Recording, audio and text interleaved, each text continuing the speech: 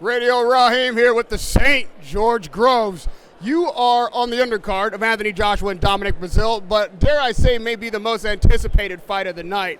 Do you feel like your matchup against Martin Murray is a 50-50 fight and maybe the best matchup on the card? I don't think it's a 50-50 matchup, but I think it could well be the best fight on the card. It's the fight where British boxing fans can associate with both fighters, from the A side, from the B side. So, I think it'll make for a good fight, and it will be good. This song is "The Boys Are Back in Town." A lot of the narrative of this fight is the old George Groves back? Is he back, and who do you need to be to beat Martin Murray? People will say, it's an old me that's back. But it's a new and improved me, Over the years, I've always picked up and improved.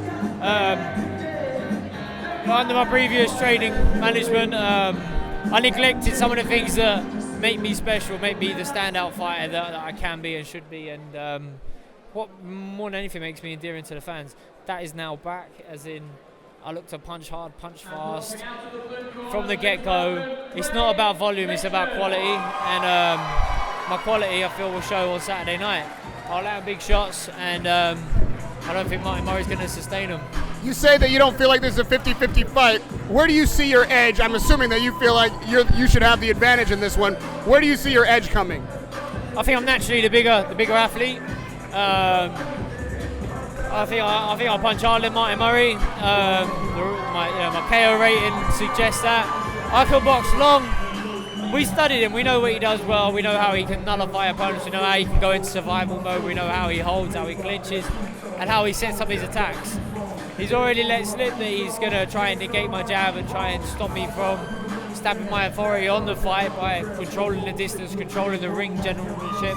And because of those reasons, I don't think, one, he's going to be capable of doing that, and two, he's going to pin his hopes on a sustained attack near the end if I get tired, which I don't plan on doing either. As the fight wears on, it could be a question of stamina. Who can endure the longest? Do you feel like that's a strength of yours, and is there any particular way that you intend to wear him down where he may not be able to perform in the later rounds? A fight is from the get-go. So, if I'm having a lot of success from the start, then he's going to be in a far worse shape than I am come the second half of the fight or the last championship rounds, if it gets that far. I have supreme confidence in my fitness ability and my stamina and my endurance. I know that I can fight for the full 12 rounds. I've done it on numerous occasions now, and so I've got that proof in the pudding. I've got it there. I know it. I think before in the past, people have tried to find a weakness in me, and they've decided to identify stamina and then pin their hopes to the fact that I might get tired and they might come on strong later. No fighter is as fresh in the first round as he's in the last round. If he is, he's not a very good fighter. But that being said, I still get people out of there at the end of the fight. I get them out there at the start of a fight, and I can sustain everything I do well for the full duration. So you'll see that if it needs to come to that on Saturday night. One could look at your whole career as a distance fight, if you will. You've had some ups and downs, some really highlighted moments, some bites at that apple. This could be one of those turning points. This could be considered the championship rounds where you really staple your legacy. Who is George Groves going to be in the annals of history? Is that how you see the fight? And how do you want that script written when the final page is turned? If my boxing career is a book, then I hope we're nowhere near the championship rounds. I hope that I've got plenty more obstacles to get through and overcome. This certainly is a big fight for me in terms of the doors it'll open and the potential huge fights I can have down the line. I truly believe that I'm good enough to become world champion, and I will become world champion. Martin Murray stands in my way on Saturday night, so he needs to be dealt with. And then from there on in, it'll be about stamping my authority on the division and forcing myself into a position to fight for one of the major belts. Commercially, it's viable. Everyone's interested in me. Everyone's interested in being a part of my promotional setup, seeing me box.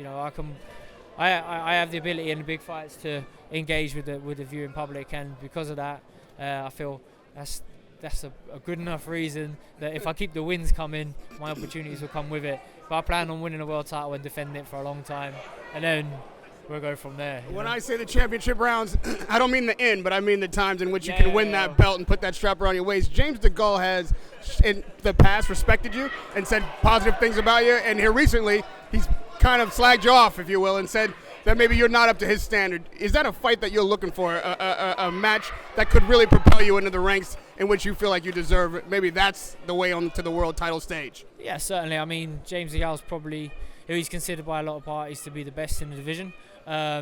He's only got one blemish on his record, and that's against me. You know, I grew up on the other side of London, sparring him week in, week out, and whether I want to admit it, whether he wants to admit it, we would have had a big influence on each other growing up and sparring.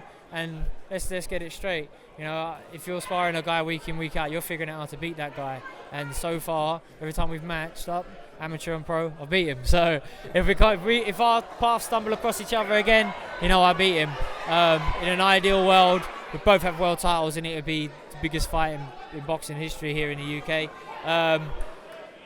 If not, then I'll just have to relieve him of his title beforehand. But we'll get through Martin Murray first, and then we'll see which opportunities are knocking. But it's a fight that I'd love to take. I'm sure he would too. It's always nice to have something between your teeth to really get stuck into in the build-up to a big fight. We'll both be highly motivated for it, and I think it'll be a totally different from the last fight. Radio Raheem with George Groves. We look forward to seeing you Saturday night on the undercard of Dominic Brazil and Anthony Joshua. Good luck. Thank you. Nice one, buddy. Cheers.